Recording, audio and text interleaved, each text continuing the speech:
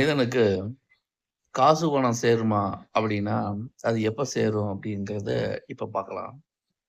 ஒரு ஜாதகத்துல 2ஆம் இடத்துல இருக்கக்கூடிய கிரகத்தின் தசாபுத்தியும், 2ஆம் இடத்தை பார்க்கின்ற கிரகத்தின் தசாபுத்தியும், 2ஆம் அதிபதியின் தசாபுத்தி நடக்கிறப்போ, அந்த காலகட்டத்துல பண வாய்ப்புகள் அப்படிங்கிறது அவங்களுக்கு இயல்பா வந்துகிட்டு இருக்கு.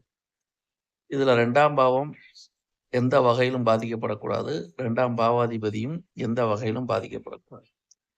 அப்படி பாதிக்கப்படாம இருந்து தசாபுத்தி நடத்துறப்போ, 2ஆம் பாவம் குடும்பம், தனம், வாக்குன்னு சொல்லப்படுகிறது.